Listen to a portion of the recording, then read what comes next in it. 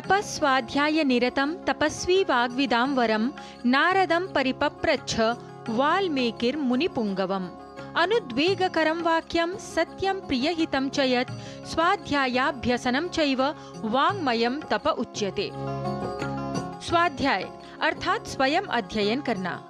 वेद, पुराण, उपनिषद, ब्राह्मण ग्रंथ, स्मृति इत्यादि भारतीय ज्ञान परंपरा के अनेकों ग्रंथों में स्वाध्याय का अत्यधिक महत्व बताया गया है।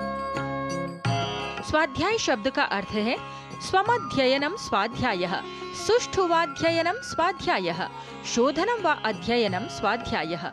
अर्थात स्वयं अध्ययन करना, स्वयं को पढ़ना, स्वयं अपने ज्ञान की अभिवृद्धि करना, स्वयं के आचरण, मन आदि पर चिंतन द्वारा नियंत्रण करना, कार्य में नवीनता और व्यवहार में कुशलता तथा संतुलन लाना। याज्ञवल्क्य की शिक्षा में स्वाध्याय का महत्व बताते हुए लिखा है, गुणिता शतशो विद्या सहस्रा वर्तिता पुनः आगमिष्यति जिह्वाग्रे स्थलान निम्नमिवोदकम्। अर्थात जिस विद्या को 100 बार पढ़ते हैं और सहस्र बार जिस विद्या की आवृत्ति अर्थात स्वाध्याय करते हैं, वो विद्या ऐसे ही व्यवहार में आ जाती है जैसे समस्थल से नीचे पानी आ जाता है। शिक्षा अथवा ब्रह्मचर्य की समाप्ति पर समावर्तन के समय आचार्य शिष्य को मुख्य रूप से स्वाध्याय का ही उपदेश देते हैं। स्वाध्यायान मा प्रमदः, स्वाध्याय प्रवचनाभ्याम न प्रमदितव्यम। अर्थात जहाँ कहीं भी रहो नित्य स्वाध्याय करते रहना, स्वाध्याय करने में कभी प्रमाद अथवा आलस्य मत करना। गृहस्थ के पश्चात वानप्रस्थ आश्रम का भी प्रधान कर्म स्वाध्याय और तप ही रह जाता है। सन्यासी का भी समय परम तत्व चिंतन और उपदेश के अंगभूत स्वाध्याय में ही व्यतीत होता है। सन्यासी के लिए आज्ञा है, संन्यसेत सर्व कर्माणि वेदमेकन्न संन्यसेत। अर्थात सन्यासी सब कर्मों को त्याग दे किंतु स्वाध्याय का कभी भी त्याग न करे।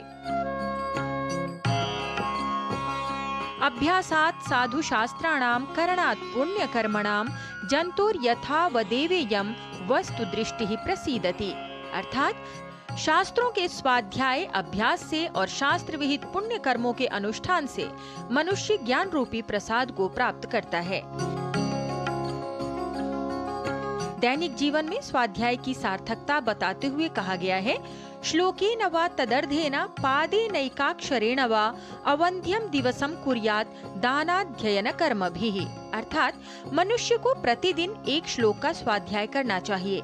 एक श्लोक का नहीं तो उसके चौथे अंश का। उतना भी ना हो सके तो कम से कम एक अक्षर का ही चिंतन मनन करके अपने दिन को सार्थक करने का प्रयत्न करना चाहिए। जिस प्रकार शरीर की स्थिति और उन्नति अन्न से होती है, उसी प्रकार सारे शरीर के राजा मन का उत्कर्ष स्वाध्याय से ही होता है। अतः शास्त्रों में शारीरिक, मानसिक, आत्मिक तथा आध्यात्मिक उन्नति के लिए स्वाध्याय को प्रधान साधन बताया गया है, जिसका अनुसरण कर वर्तमान समय में भी व्यक्ति जीवन के किसी भी क्षेत्र में निश्चय ही सफलता को प्राप्त कर सकता है।